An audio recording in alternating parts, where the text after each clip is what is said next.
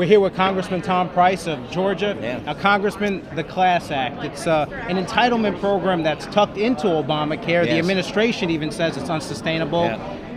It's not even 2 years into the implementation of Obamacare, and it's starting to unravel. Talk about that. Sure, because it doesn't work from a financial standpoint, and it doesn't work from a patient standpoint. The CLASS Act really, it's a long-term care program within the President's health care law that is emblematic of the entire law, and that is that it doesn't work. It doesn't work for patients. It doesn't work for doctors. It doesn't work for the finances from a governmental standpoint.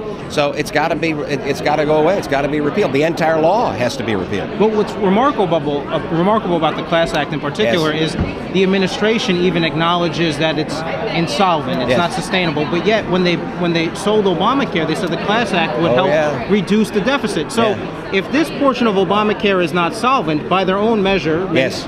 how is it going to reduce the deficit? Well, it's interesting that you say that, because CBO, Congressional Budget Office, when they score something, say how much something costs. When the president's bill was going through Congress, said that the CLASS Act netted about $17 or $18 billion. Now they say by repealing it, you don't gain anything. So it's all smoke and mirrors, and again, that's why the American people are so frustrated. You don't get the truth. The other side isn't bound by the truth, which is incredibly frustrating for folks. Now we have Barack Obama's budget to look forward to. It'll be interesting if this one actually gets one single Democratic vote in the Senate, because the last one got 0. That's right. But what do you expect? Just more political posturing out of this budget? It'll be more of the same. Look, this is going to be a budget and an administration that'll have 4 straight years of trillion-dollar deficits.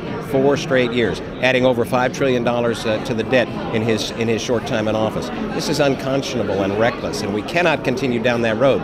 Now, the reason that the House is having difficulty getting the spending in line to a degree that folks would embrace to a greater degree is because there's a do-nothing Democrat Senate over there. Harry Reid, we've got all sorts of bills, tens of bills sitting in the Senate, even ones that would actually balance the budget, which is the budget that we put forward last year, and he ignores them because he says find somebody that cares, and he doesn't, clearly.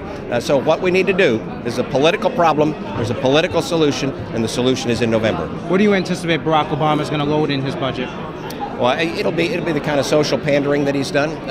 This fellow's great at demagoguing and at pandering, and he'll do all that he needs to do in order to try to get the attention of the American people, and with some fig leaf, give them the sense that he has some fiscal responsibility.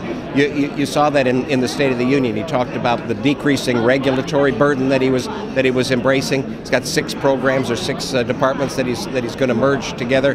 That same week, he expanded the number of regulations by 60. It's watch my right hand, don't watch my left hand.